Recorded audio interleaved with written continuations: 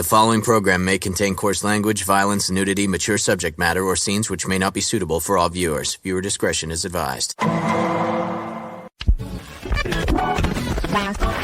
All Hit Radio.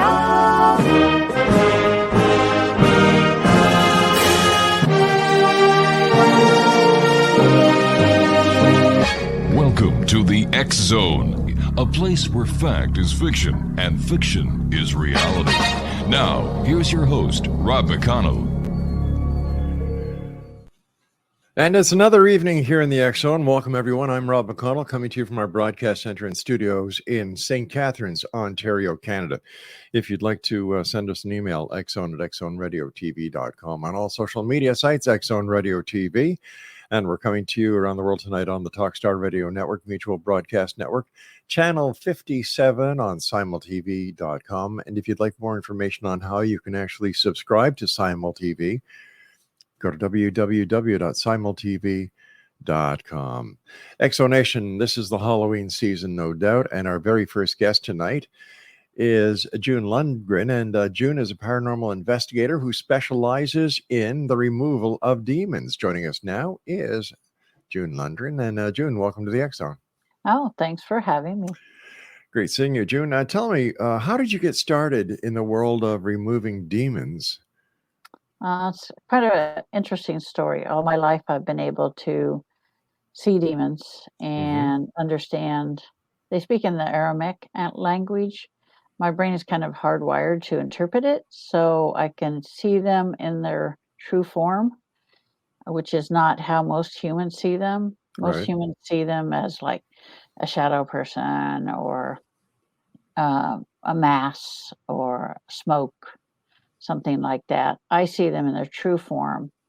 And the reason for that was evident when I died and went to the other side back in 1988. I always knew that I was different, didn't know, why I was different. And when I died in my motorcycle accident, I went to the other side and my grandparents were there and Michael the Archangel was there. And he says, you have to understand who and what you are. Your soul belongs to Ariel the Archangel. She's a demon slayer. And he said, your job is to remove demons in the physical world. And I had no idea who Ariel was. And there's not a lot of information about her other than her name means Lion of God. And she's one of the 5 that guard the throne of God.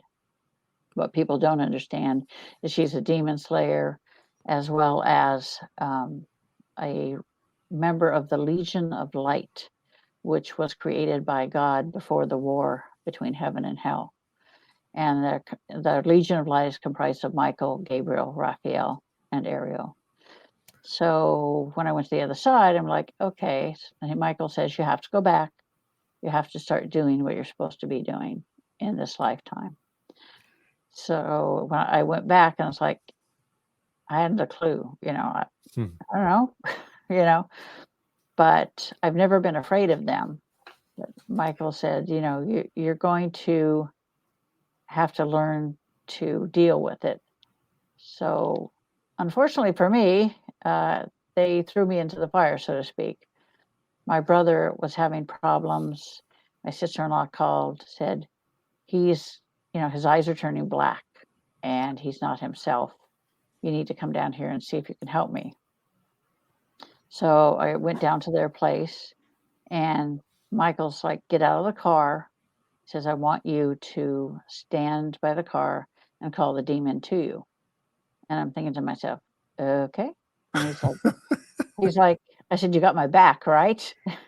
And he's like, yeah, we got your back. Famous last words. I know, right? So I'm like, so I call the demon forward and it came through the wall of the house and it got closer and closer. It was about arm's length away when all of a sudden my consciousness was like pushed to the back and Ariel came forward and she reached out and grabbed the demon by the throat and sliced its throat. And then she receded and my consciousness was back into the floor. And I told Michael and Gabe, I said, you used me as bait. And why did you do that? Why didn't you tell me? And he's like, you needed to understand that she would always come forward in the presence of a demon. And she would always take care of it.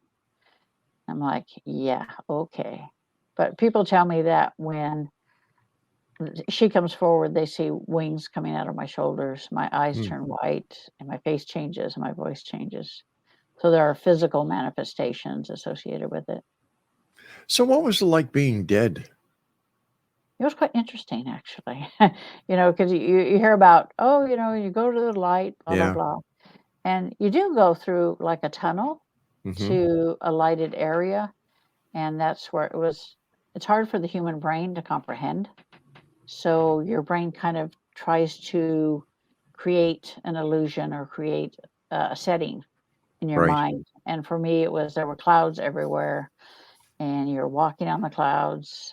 And Michael took me by the hand and said, you need to, he says, look down upon the earth. And a bay window appeared, and I could see every soul, every person that was alive. And there were strings coming up from their head up to where we were.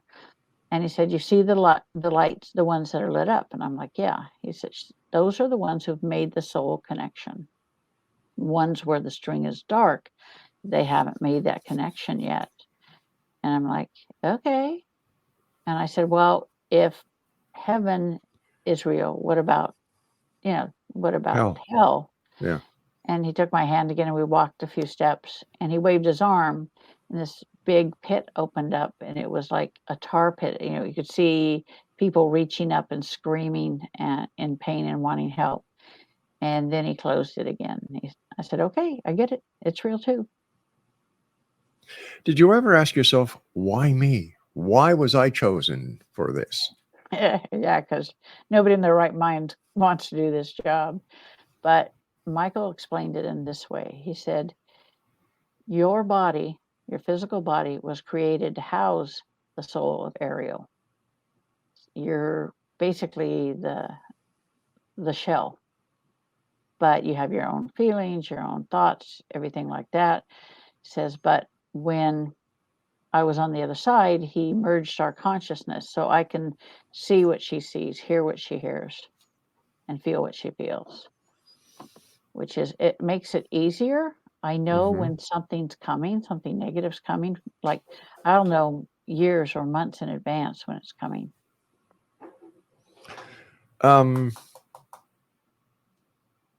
How did this affect the way that you saw life, this near-death experience? And did it change your religious beliefs? Well, it affected me in the way that it validated everything that I believed.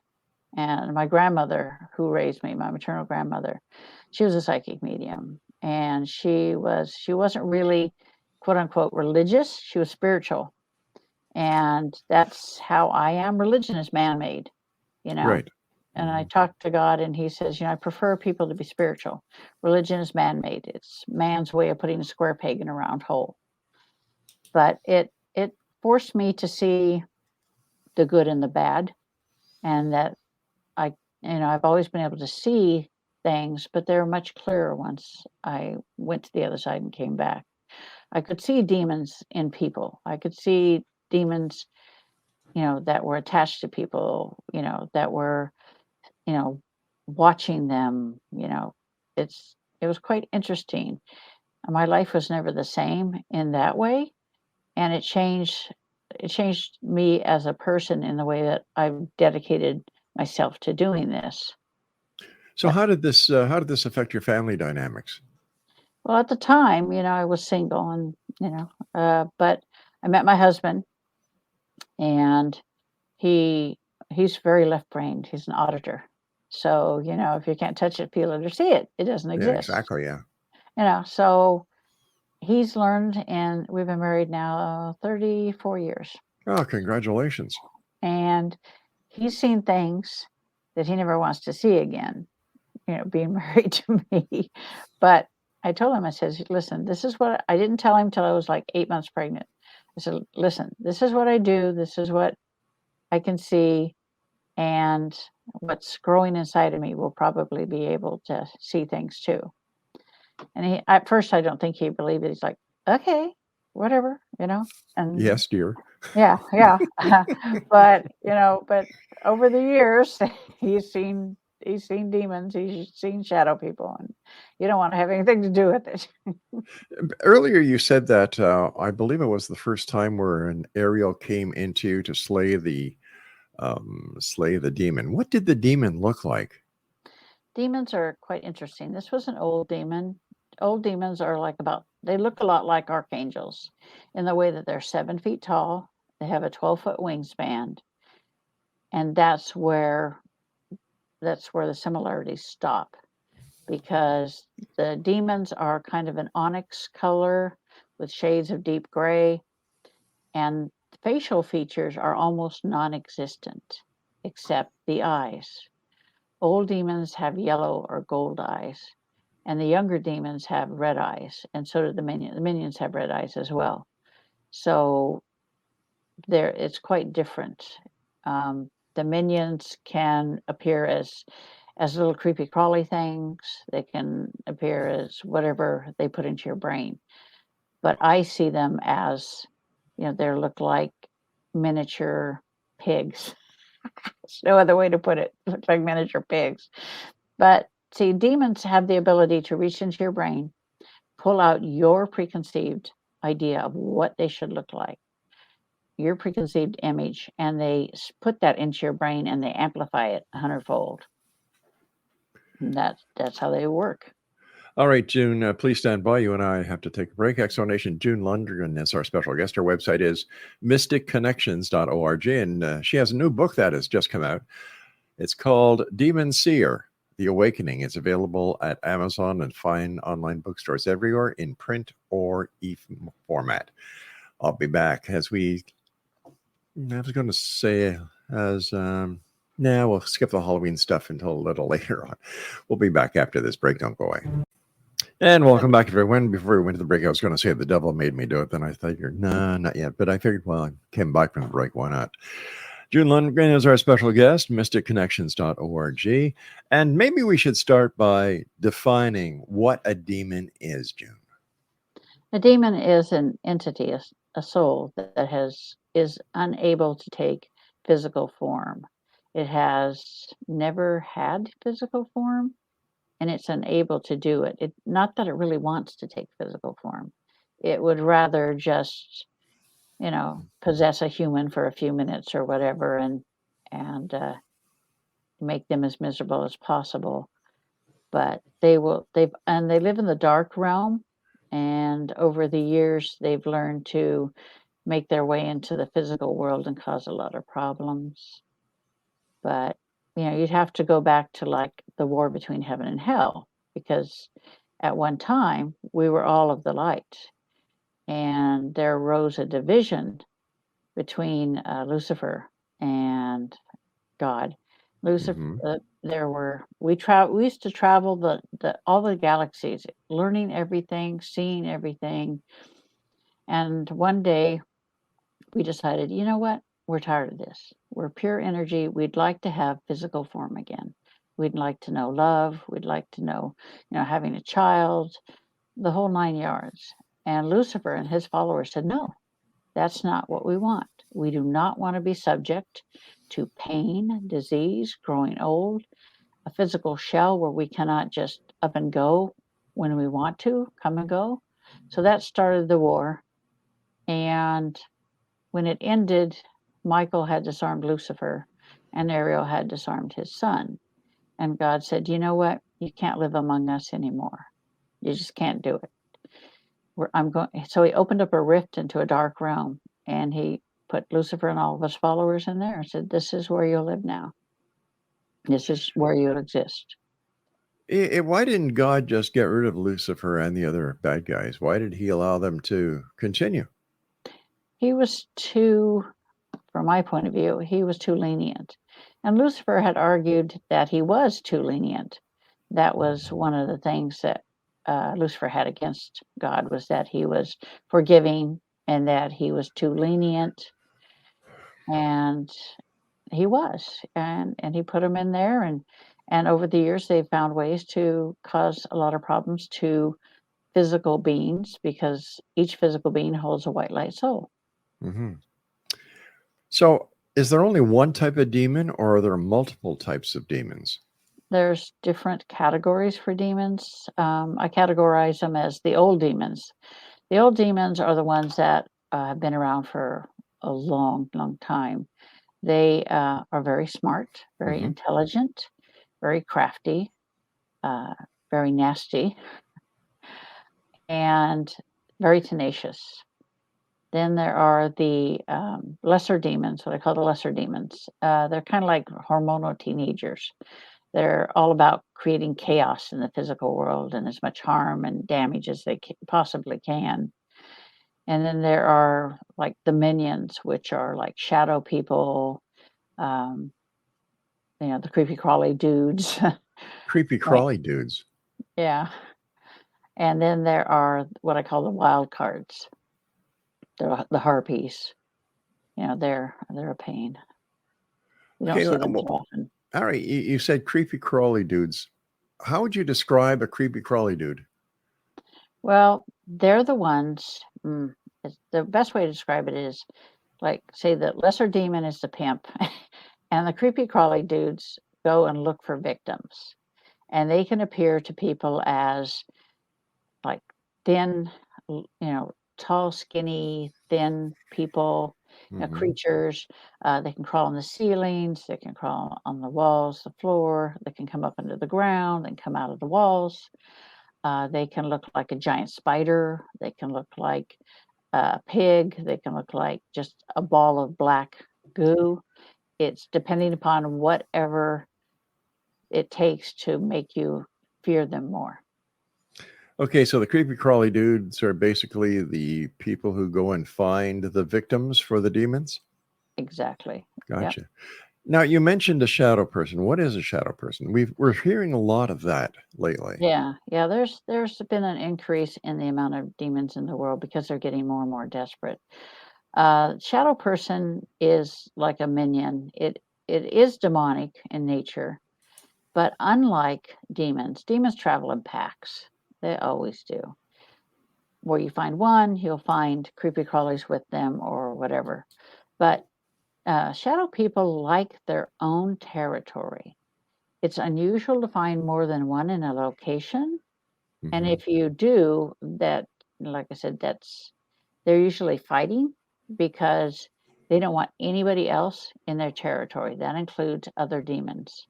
It's just they're just not happy. They have a tendency to cause, go into a person's mind, cause them to have nightmares so they don't sleep. They wear them down. They even drain their life force out of them. They can even stop your heart. Wow. Um, so, to protect oneself, does holy water work? Does a crucifix in the house work?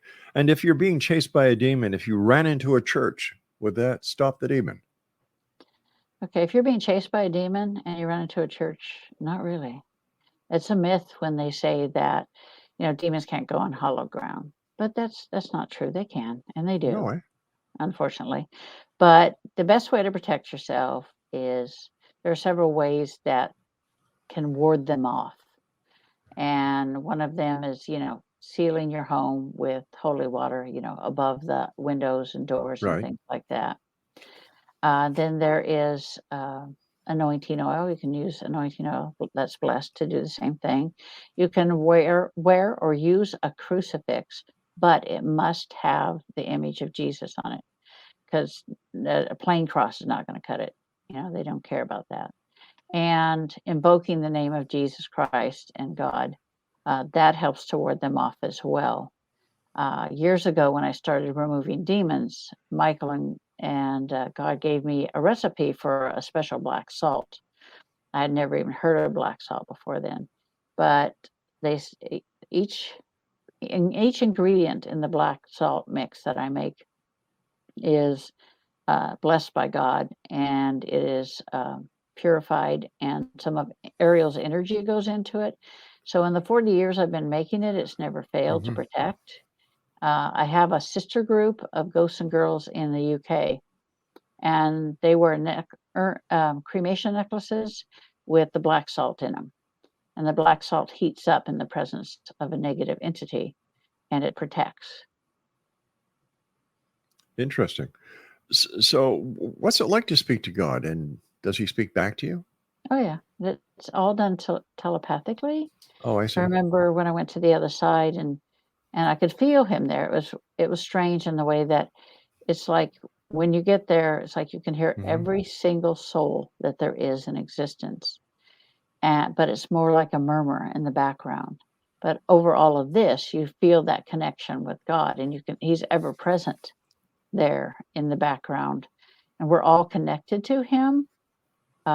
And the best way to do it is that we're all connected to him by a single thread of energy. And he's quite interesting. I guess you would be. Yeah, he's how I see him is how he wants me to perceive him. I'm sure he's in energy form, and the energy form has kind of a human type structure to it. But when he reaches out a hand, uh, it can grow. It's energy, so it reaches out in the shape of a hand. But it's just like it's kind of it's strange, but there's always that ever-present love there, Mm-hmm. and sense of security and safety. And he has a lot of things to say. He's been around a long time, so it's quite interesting. How do you, as a mortal, kill a demon? As a physical person, I cannot do it, but Ariel is within me, and when she comes forward, she's in a whole different dimension, a whole different plane of existence. So she can fight them on their plane of existence. She creates a sword, a white light sword, and she does battle. It's like the old days with the swords, hand-to-hand combat, and she slices their head off. So, let me ask you this. If she is fighting this fight in a different dimension, Mhm. why does she need you? Because I'm the vessel that she has to go back to. But And but are you taken to the different dimension, or is this oh yeah, all? yeah, I can see, hear, and I know exactly what's happening. In Mhm. one battle, Ariel got wounded in the leg, and when I came out of the trance, my leg hurt for like days afterwards, right where she got wounded. Mhm. So it's like How I'm right there with her, a part of her. how can a demon hurt an angel?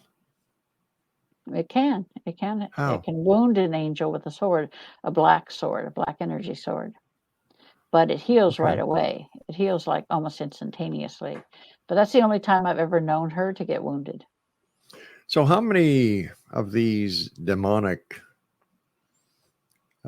executions have you partaken in? In this lifetime, Yeah.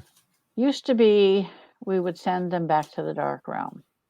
But over the last 10 years, God's become tired of their interference. And so he's given permission for the archangels to kill them. So Yeah. a couple thousand at least. Couple thousand. Yeah. Wow, that's a lot. Yeah. And you said this life. How many lives have you had where you've been a demon slayer? This is life number 131. Ariel Mm, Ariel would not be here if she didn't have to be. In 1198 AD, Michael showed me visually what happened. There was a woman that cried out for help to mm-hmm. God because she was possessed by a demon. And so God sent Ariel down. And Ariel got there, and the demon came forward in the woman. And Ariel knew that the woman had summoned the demon. And so what she did was she just reached into the woman's body and ripped the demon out, and the physical body died. And God was upset about that. And he said, when he called her to him and said, "You have no compassion for mankind.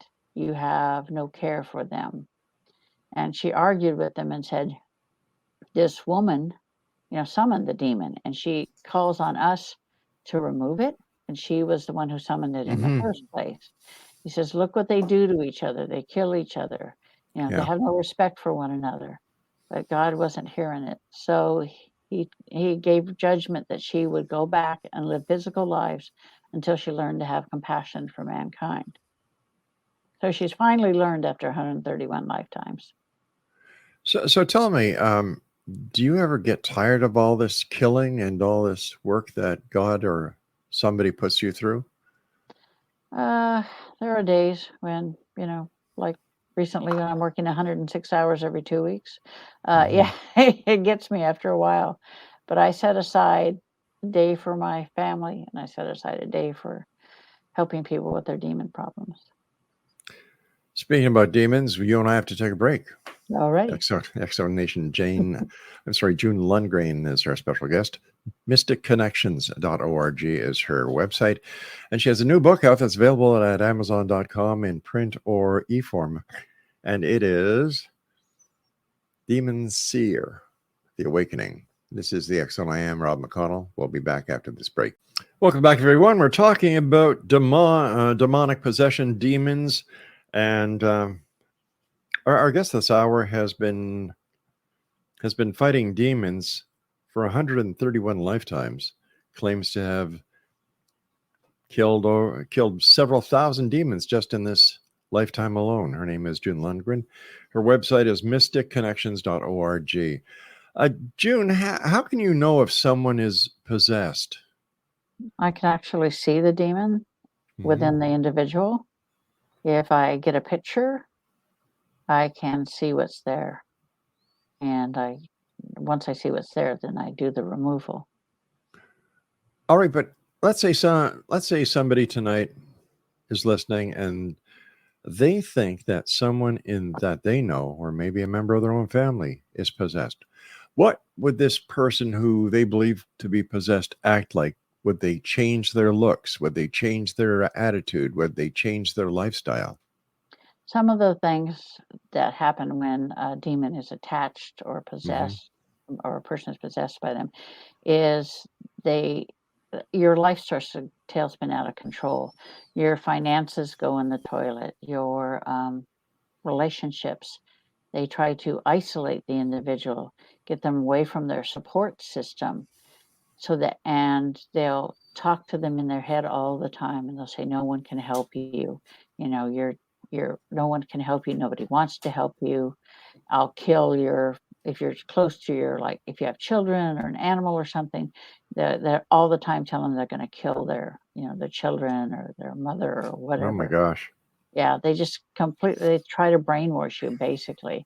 Your health starts going downhill as well, and you just become isolated. If it's a full possession, which is rare to have a full possession, usually they're in and out, then their eyes turn black. You start speaking in Aramaic. Your whole personality changes. You become violent and depressed and not sleeping. Well, how do you differentiate between a demonic possession and a person who has mental problems, mental issues? That's the difficult part. But a lot of what attracts a demon to an individual can be substance abuse. It can be physical abuse that you've endured. It can also be mental illness.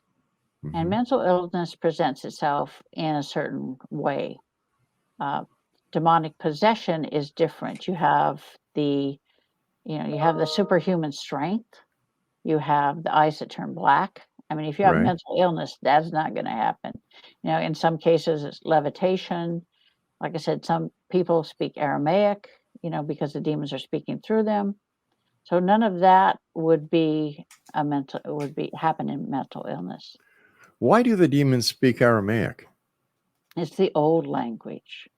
They have a separate language that's almost unintelligible, but they choose the old language, the old Aramaic, because they consider it more affluent.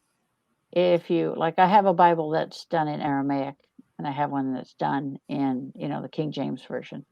And there's a lot of things that were taken out of the Aramaic that were not put into the King James Version. But they seem to like the old language, the dead languages, literally. Is there any place on this planet where demons do not thrive? If there is, I haven't found it yet. Mm-hmm. So take us through somebody calls you up and they say, June, I've got somebody here that's possessed. I need your help. Come over here and exorcise him. Get the demon out of here. What would you do? How would you handle that call? Well, I'll do it like I did. I went in on a case like that. I did a show called Ground Zero with Clyde Lewis. Mm-hmm. And one of the requests I got was a local woman that she said that she was possessed and she needed help right away. And I'm like, okay, send me a picture. So once she sent me the picture, then I knew what was there. And I have a friend of mine who's an ordained minister. And I have another friend who is the other half of my Ghosts and Girls Paranormal. And I asked them if they'd like to go in on an exorcism. Right. And I said, you have to prepare because this is like nothing that you've ever faced before. They'd never been in on one. Mm-hmm. And I told my friend that's the minister, I said, you fear the dark ones. I said, you cannot serve God and fear the dark ones.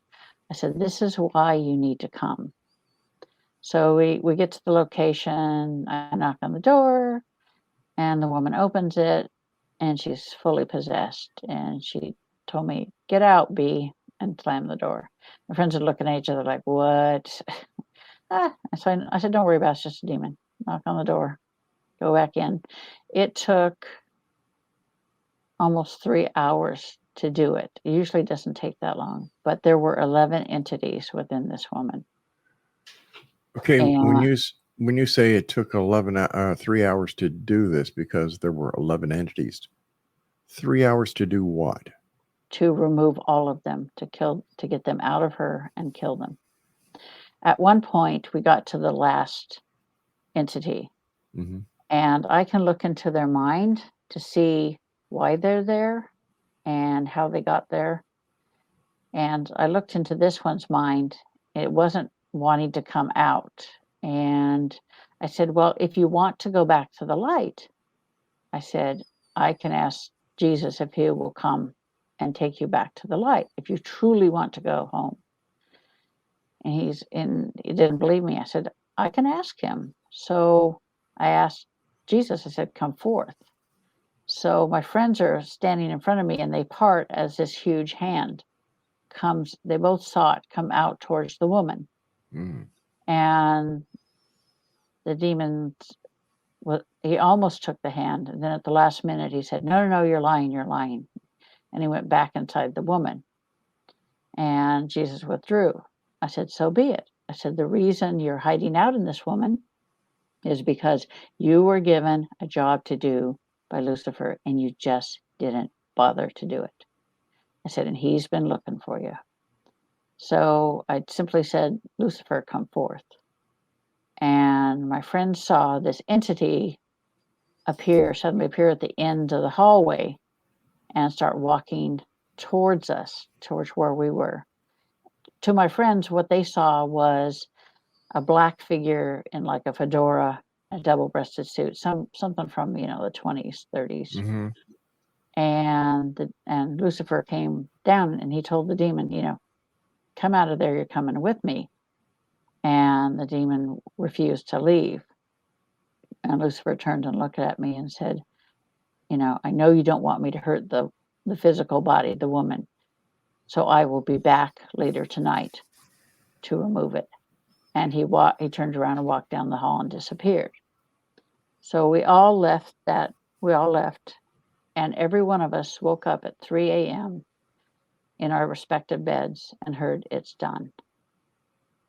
And I called the woman the next day, and she says it's been 20 years since she felt free of them. And she was free. I told her, get some help. You have PTSD. Get psychological help, please. All right, stand by, June. We've got to take our final break. Exonation, June Lundgren is our special guest. MysticConnections.org. We'll be back as we wrap up this hour here in the X Zone with yours truly, Rob McConnell, from our broadcast center and studios in St. Catharines, Ontario, Canada. I'll be back on the other side of this break. Don't go away.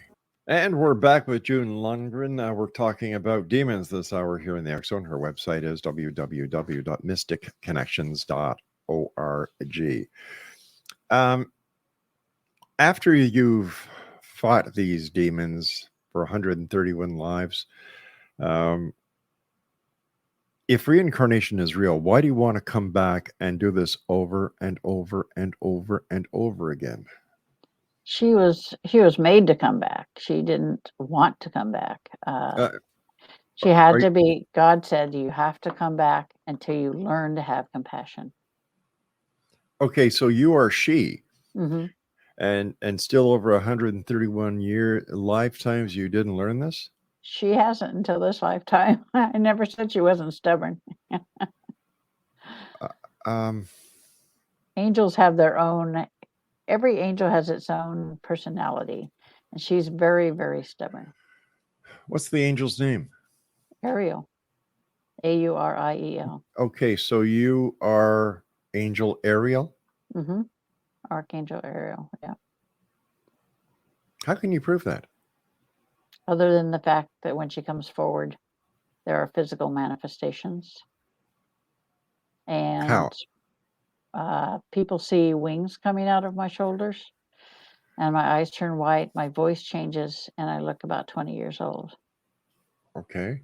So I'm having a bit of a problem understanding this, because if you are her and you've lived 131 lifetimes, mm-hmm.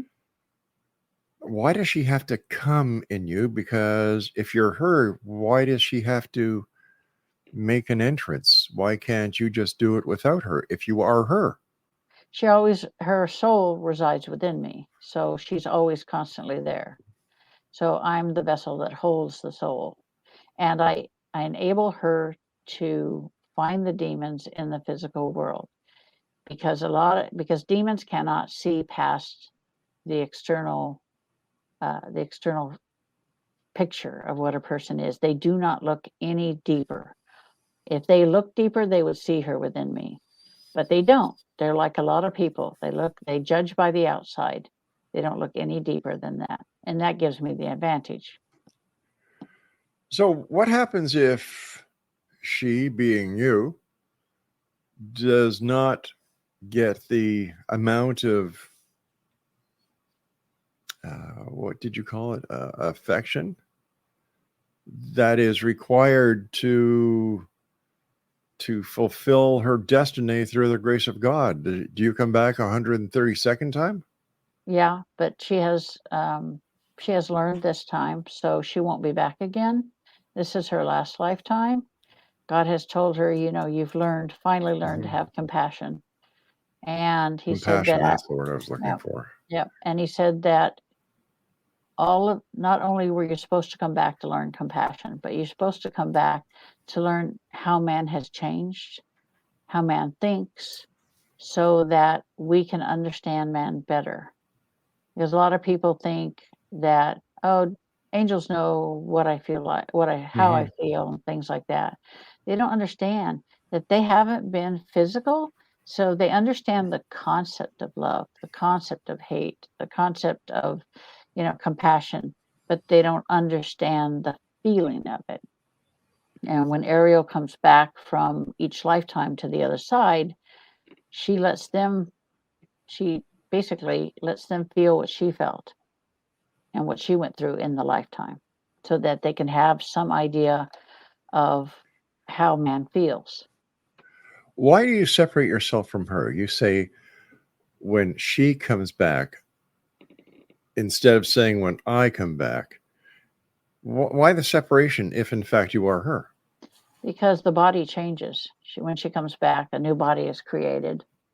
And no, that's not what I'm getting at. That's not what I'm getting at.